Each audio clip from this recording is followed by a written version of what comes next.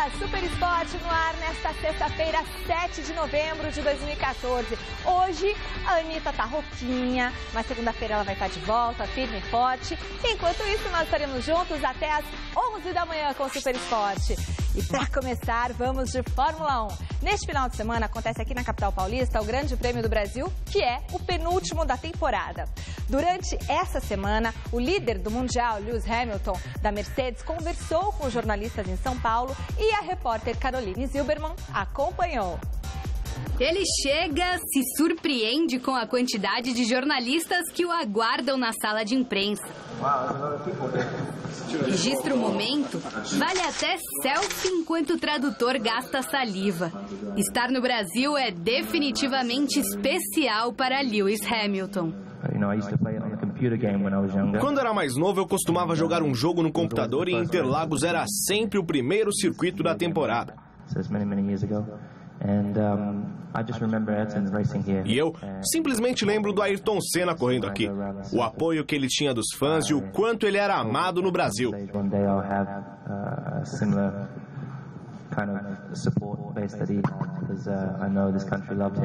O piloto da Mercedes acumula 10 vitórias na temporada. No último domingo, venceu o GP dos Estados Unidos e abriu uma vantagem de 24 pontos para o companheiro de equipe, o alemão Nico Rosberg. Com a vitória, o piloto de 29 anos se tornou o britânico que mais venceu na Fórmula 1. 32 vezes, superando assim o campeão do mundo em 92, Nigel Mansell. Na última corrida do ano, que acontece em Abu Dhabi, a pontuação vale o dobro. Por isso, não vamos conhecer o novo campeão mundial neste domingo em Interlagos. Mesmo assim, uma vitória em solo brasileiro teria muito valor para Hamilton. Em 2008, quando ele foi campeão mundial pela primeira vez em Interlagos, ele acabou ficando em 5º lugar. Eu tenho um ótimo carro e uma equipe maravilhosa. É a melhor temporada que eu já tive. Estou disputando um título mundial, algo que sempre sonhei durante anos. Sinto que é o meu primeiro campeonato. Estou mais faminto do que nunca. Estou torcendo por você, viu, Lewis Hamilton? No Monumental de Nunes, o River Plate recebeu o Estudiantes e venceu por 3-2. Como já havia triunfado no jogo de ida por 1-0, o River confirmou a vaga para a semi do torneio e agora terá pela frente um velho conhecido. O adversário dos milionários na próxima fase será ninguém menos que o grande rival Boca Juniors. Ontem, os chineses golearam fora de casa o Cerro Porteño do Paraguai por 4-1. Cageri, Chaves por 2 vezes e Gigliotti fizeram para os argentinos, enquanto que Guiza descontou para os paraguaios. Muito bem, o assunto agora é o Corinthians, que vai ter a volta de um importante reforço, né, para o Clássico. Mas antes da gente falar do Corinthians, eu gostaria de chamar ele aqui, que é um repórter fantástico, Felipe Esboril, o mais querido do Brasil. Tudo bem? Bom dia, Michele. Tudo bem? Bom dia, você em casa acompanhando o Super Esporte. Muito bem, Felipe Esboril. O Felipe Esboril vai estar com a gente aqui e agora a gente vai comentar o Corinthians, não é isso? Domingão. Vai ter jogo, vai ter clássico contra o Santos às 7h30 da noite na Arena em Itaquera. E, Esboril, o repórter Osmar Garrafa esteve ontem no CT Joaquim Grava acompanhando mais um treino do Timão. Confira. Fora da disputa pelo título do Campeonato Brasileiro, restou ao Corinthians brigar por uma vaga para a Copa Libertadores de 2015. Sabendo disso, o elenco corintiano faz contas para atingir esse objetivo. Com 13 pontos, acho que a gente conseguiria a classificação. A gente conseguiu um agora contra o Curitiba, né? E faltam 12, né? Por essas contas. E com 4 vitórias aí desses 6 jogos, acho que a gente consegue essa classificação. E vamos pensar em ganhar os 6 jogos, que é o que nos resta, né? São 6 finais aí. Isso depende também muito dos outros resultados, né? Aí daqui 1, 2 rodadas a gente vê o que os matemáticos falam de novo para ver como é que vai ser. Nesse final de semana, o Santos pela frente, adversário que vem eliminado da Copa do Brasil. Será que isso pode ser uma vantagem nesse confronto? Vamos ver como é que eles reagem a essa derrota, né? Acredito que eles também fizeram um bom jogo, primeira classificação para a melhor equipe do Brasil, na minha opinião, e jogando de igual para igual. Então acredito que vai ser um jogo muito parelho, um jogo disputado. Além de eliminado, o Santos pode vir para o clássico de domingo sem Robinho. Óbvio que o Robinho é um jogador diferente, né? Um jogador de seleção brasileira. E caso ele venha ficar fora, vai fazer uma falta muito grande, até porque para você repor um jogador da qualidade é complicado. E como você falou, torço para não ter sido nada grave, como eu acho que não foi. Mas não sei, se ficar fora é melhor para a gente, porque é um jogador espetacular. Se o Santos pode ficar sem Robinho no clássico do final de semana, o Corinthians comemora a volta de Guerreiro. Depois de ter cumprido 3 jogos de suspensão, o atacante corintiano está de volta. É um cara que tem resolvido, não só fazendo gols, mas ajudando também a segurar a bola na frente, dando tempo para a gente conseguir ocupar o campo adversário, né? E sem dúvida nenhuma é um cara que impõe respeito no adversário, né? Isso faz toda a diferença, até porque nós não temos jogadores da característica dele do elenco, por isso que a gente sente muito quando ele fica fora, né? E por ele estar vivendo esse momento maravilhoso, sem dúvida nenhuma, contar com ele no campo é importantíssimo pra gente. Muito bem, Felipe Sboril. E agora, o que você projeta para esse clássico aí entre Corinthians e Santos, domingão? Bom, o Garrafa trouxe as informações do Corinthians pra gente. A gente sabe que o Petros também deve ser uma novidade para esse clássico contra o Santos. Portanto, o Corinthians deve atuar com 3 volantes, com o Elias, com o Bruno Henrique e o Petros jogando ali no meio-campo. O Renato Augusto, que não atuou no treino de ontem, foi poupado pelo técnico Mano Menezes, deve ir a campo no final de semana. Se ele não conseguir entrar em campo, ele foi poupado por causa de dores musculares, o Danilo pode ser a novidade do Corinthians nesse jogo. O Corinthians que vai ter o Guerreiro, o importantíssimo Guerreiro, um dos principais atacantes do Corinthians nessa temporada, né, Michele? E o Corinthians que pode ter o reforço do Robinho no jogar do outro lado. Isso vai ser muito bom para o Corinthians e péssimo para o Santos, que foi eliminado da Copa do Brasil e brigava por uma vaga na Copa Libertadores da América. Como a gente sabe, a Copa do Brasil é o caminho mais curto para a Copa Libertadores. O Santos agora vai ter que batalhar muito. Faltam apenas 5 rodadas para o campeonato acabar e são 8 pontos do Santos em relação ao G4. Quer dizer, é uma vantagem muito grande que o Santos tem que tirar para conseguir essa vaga. Acho que o Santos, em 2015, vai ficar de fora da Libertadores, Michele. Matematicamente é possível, mas na verdade é muito difícil, né, na realidade. E só dizendo aí que o Guerreiro vai conceder uma entrevista no domingo, mas já está aqui na internet, ele vai dar uma entrevista pro Globo Espetacular, Esporte Espetacular, e ele falou que acha muito irresponsável a decisão que o STJD tomou contra ele, que ele nunca vai escalar pelo que aconteceu, que o próprio juiz falou, ele trombou comigo, não foi eu que trombei com ele acha muita sacanagem. Ele que cumpriu aí os 3 jogos de suspensão e volta e vai fazer diferença. E depois desse jogo contra o Santos, foi convocado para a seleção peruana e vai desfalcar o Corinthians de novo. Verdade. Bom, os destaques do final de semana do Campeonato Brasileiro serão os clássicos regionais. Além de Figueirense e Chapecoense e Corinthians e Santos, o bicho vai pegar no Rio Grande do Sul com mais um Grenal. Confira. Churrasco, bom chimarrão, bandando, trago e mulher. É disso que o velho gosta, é isso que o velho quer. Gaúcho que se preze gosta de um bom churrasco e de Grenal. Esse domingo no sul do país as atenções não estarão voltadas para assar carne, mas sim para o principal clássico do Rio Grande do Sul e uma das rivalidades mais acentuadas do Brasil.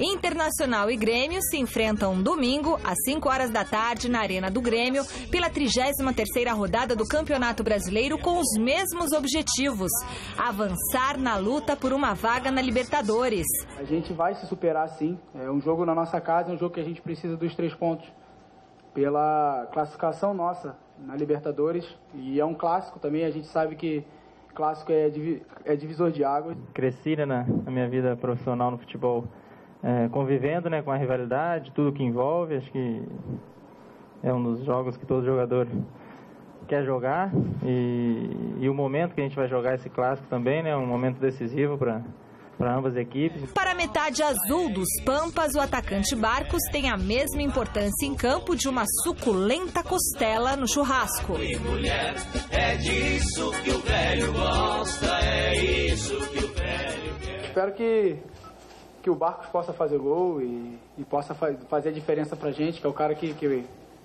é o nosso artilheiro, é o nosso finalizador. é o cara que a gente tem muita confiança que possa desempenhar um bom futebol domingo e possa ser o papel de destaque nosso. Já o atacante Nilmar, referência colorada na arte de fazer gols em clássicos, tem na ponta da língua a receita do sucesso na partida de domingo. Assim como um bom gaúcho sabe o que fazer para assar uma carne com qualidade. Claro, tem que ter concentração e saber que é diferente esse, porque é no final do campeonato, os dois times querem chegar na Libertadores e o jogo é fora de casa também, então, como sempre, todo o Grenal que eu joguei foram de muita marcação, poucos espaços e decidido em detalhes. E não vai ser diferente isso. Apenas 2 pontos de diferença separam os clubes na tabela do Brasileiro. No primeiro turno do campeonato, o Internacional venceu o Grêmio no Beira-Rio por 2-0, jogo que marcou a estreia do técnico Felipão no tricolor. Bom, e falando em Felipão, o jogo é justamente no dia do aniversário dele. Sim. E é o jogo de número 403, é o número 403 da história desse confronto. E o interessante, Michele, é que se o Grêmio vencer essa partida, passa o Internacional na tabela de classificação. O Grêmio tem 54 pontos e o Inter tem 56. E se dependendo da combinação de resultados, o Grêmio pode até ir para o G4, né, com essa vitória. Quer dizer, Inter e Grêmio, Grêmio e Inter é um campeonato à parte. Os dois sempre, esse confronto sai faísca entre lá no Rio Grande do Sul. O pessoal fica babando aqui na costela, né? O Evaíra, que tá vestido de Papai Noel hoje aqui, também ficou louco com a costela gaúcha. Mas esse confronto, Michele, é muito importante lá no Rio Grande do Sul e também para o Brasil todo. Até porque essa briga não acontece só dentro de campo, acontece também na tabela do Campeonato Brasileiro. É verdade. E você torce mais pro Grêmio ou pro Inter? Eu sou Grêmio. Eu não torço para nenhum do Rio Grande do Sul. Eu torço pro Grêmio. Gosto muito do Grêmio. Muito bem. Olha, Esborio, ontem o Tribunal de Justiça do Rio de Janeiro rejeitou a denúncia feita pelo Ministério Público contra o atacante Adriano por associação ao tráfico de drogas. A investigação começou por causa de uma moto comprada pelo jogador em 2008, que teria sido usada e dada de presente para um traficante da Vila Cruzeiro, comunidade onde o Adriano cresceu e sempre frequentou. O veículo foi colocado no nome da mãe do traficante Paulo Rogério de Souza Paz, o Mica, amigo de infância do atacante. Mas a denúncia de envolvimento do jogador com o tráfico de drogas foi rejeitada pela juíza Maria Tereza Donati. Mas o Ministério Público ainda deve recorrer dessa decisão. Bom, Esborio, e aí? Esse caso pode prejudicar ainda mais a carreira do Adriano, que está tentando agora voltar a jogar futebol lá pelo Le Havre, né, da segunda divisão francesa? Isso, é isso que eu ia falar. As negociações continuam, né, com esse clube francês da segunda divisão. Você me corrige a pronúncia, você que fala francês. Le Havre. Le Havre, isso. Tá bem, Esborio. Le Havre. Ele está negociando ainda, mas, Michele, ainda está meio longe de um acerto, até porque essa questão judicial aqui no Brasil o impediria de jogar lá. E essa condenação, se o Ministério, se a juíza Maria Tereza Donati, da 20ª Vara Civil do Rio de Janeiro, aceitasse essa denúncia do Ministério Público e isso fosse para frente, ele poderia pegar 25 anos de cadeia, quer dizer, ia ser o término da carreira como jogador. O Adriano precisa de um acompanhamento psicológico, a gente sabe disso. Foi um grande jogador quando ele quis jogar bola. A partir do momento que ele começou o extracampo influenciar muito na carreira dele, aí a carreira dele acabou, realmente. E acho muito difícil que ele venha jogar pelo menos 1/3 do que ele era como jogador da seleção brasileira, e com o grande sucesso que ele fez na Itália, como quando era chamado de Imperatore. Imperador.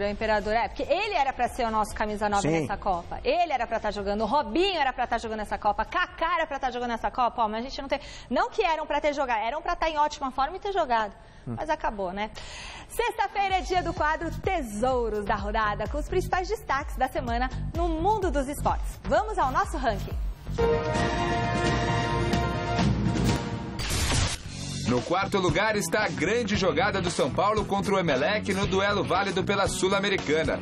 Tudo começou com Michel Bastos. O camisa 7 achou Souza em profundidade e o volante tocou para Kaká, que girou bonito e deixou o Ganso livre embaixo do gol. Bela jogada do tricolor.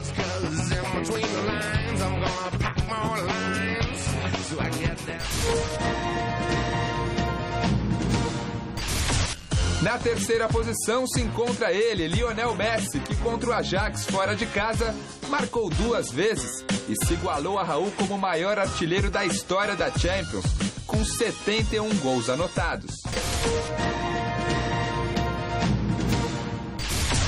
A medalha de prata vai para o bigodudo William. O atacante só não fez chover na Vila Belmiro porque já chovia na partida contra o Santos.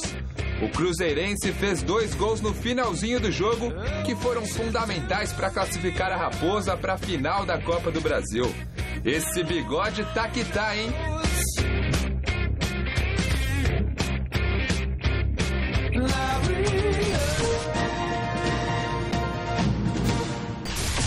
Na primeiríssima posição não tem como ser outra coisa, né? O time das viradas impossíveis, o galão da massa. Na última quarta-feira, o Atlético Mineiro saiu atrás e mais uma vez foi buscar a classificação na Copa do Brasil. Vitória heróica sobre o Flamengo, daquelas que serão lembradas por muito tempo. Por isso, a medalha de ouro vai pro Galo, sem dúvida nenhuma.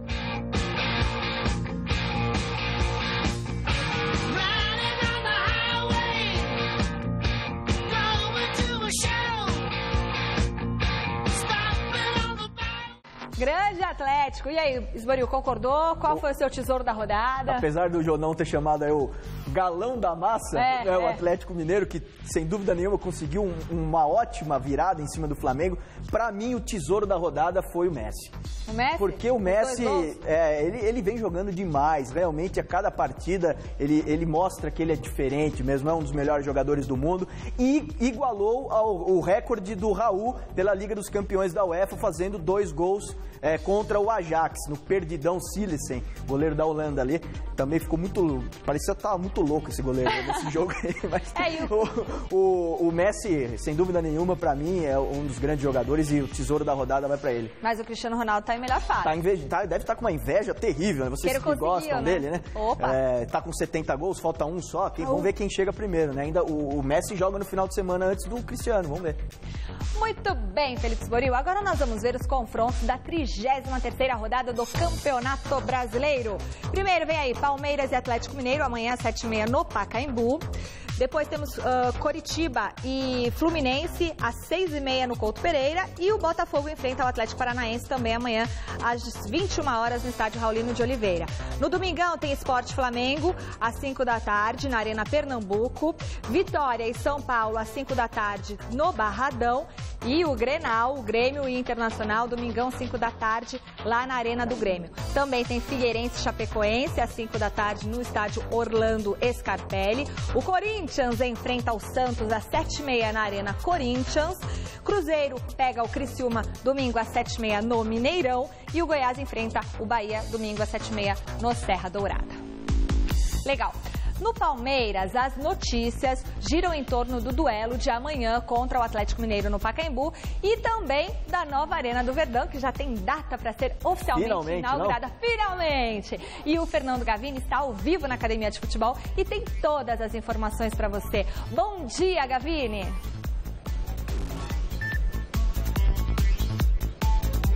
Bom dia, Michele. Grande abraço a você. Grande abraço também ao Felipe Esboril. Um abraço especial para ele. Bom ter de volta, viu, Esboril? Não te encontrei pessoalmente ainda, mas manda esse abraço aqui ao vivo pela TV Gazeta aqui no nosso Super Esporte. O Zé da Silva também tá mandando um abraço para você. O Pedra também mandando aqui que tá a equipe que comigo está mostrando as imagens aqui do Palmeiras. Com relação à equipe, ao estádio do Palmeiras, já está marcada mesmo, como disse a Michele, a data de inauguração do estádio, dia 19 de novembro de 2014. E finalmente o Palmeiras vai estrear na nova casa. A tentativa inicial era que esse jogo deste sábado acontecesse na Arena, mas não houve tempo hábil para que todos os laudos necessários fossem conseguidos. Por isso, passou o jogo para a próxima rodada, que o Palmeiras tem mando de campo, que é o jogo contra o Sport. Só que esse jogo estava marcado para o dia 20 e por causa do jogo do Paul McCartney, essa data não seria possível de acontecer a partida, porque o estádio já deveria estar entregue para a equipe que faz a produção do show. Mas o Palmeiras conseguiu antecipar em um dia o jogo vai acontecer no dia 19 de novembro, na quarta-feira, já está tudo oficializado. O Palmeiras, enfim, vai entrar na nova arena e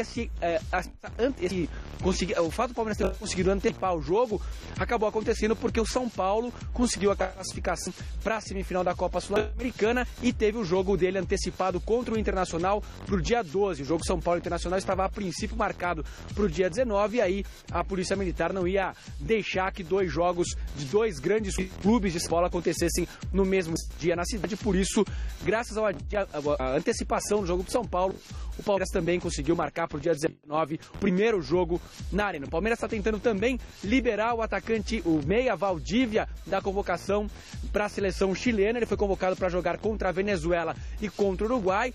E se ele for defender a seleção chilena, ficará de fora dos jogos contra o São Paulo e também contra o Sport. Valdívia que disse que ter o sonho de envergar a faixa de capitão do Palmeiras no primeiro jogo lá no Allianz Parque. Se ele for se ele for jogar pela seleção chilena, não vai poder fazer essa partida contra o Sport. Com relação ao time do Palmeiras, o técnico Dorival Júnior, pensando nesse jogo contra o Atlético Mineiro, fez uma movimentação tática, sabe aquela movimentação sem adversário, com apenas o time titular em campo. E a grande novidade foi o Alione começando no time titular. O Palmeiras começou o treino com Fernando Paz, João Pedro, Natan, Tôpio e Vitor Luiz, Marcelo Oliveira, Renato, aí Alione, Valdir, Mochi e o Henrique na frente. Aí, durante o treinamento, ele voltou o Mazinho no lugar do Mochi, ficando Alione, Valdívia e Mazinho com o Henrique na frente. E depois, no final do treino, acabou colocando o Mochi no lugar do Alione. Ou seja,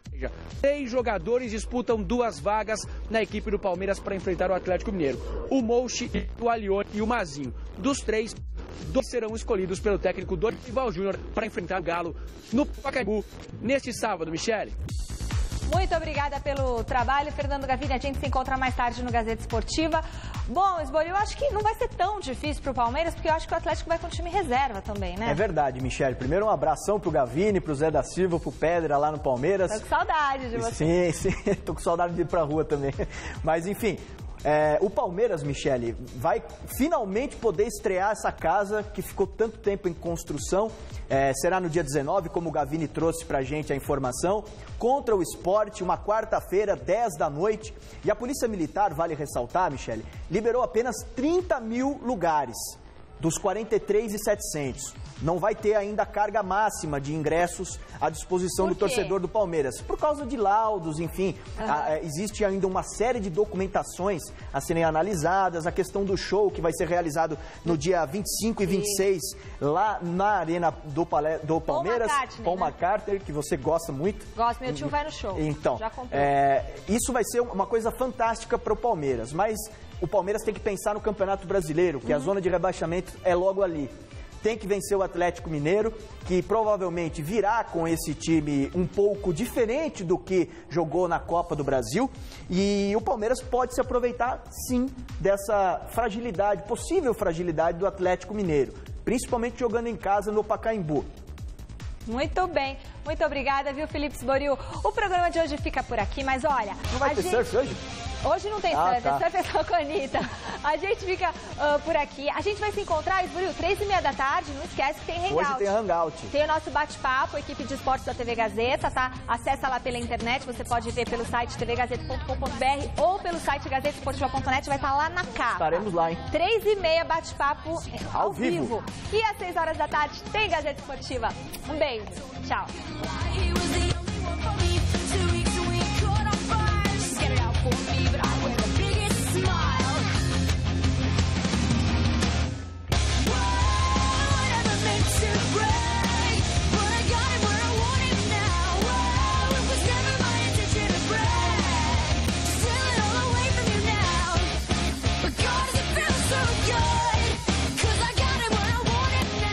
Domingo, a partir das 9h30 da noite, entre no debate sobre a rodada no Mesa Redonda. Assista agora a Revista da Cidade.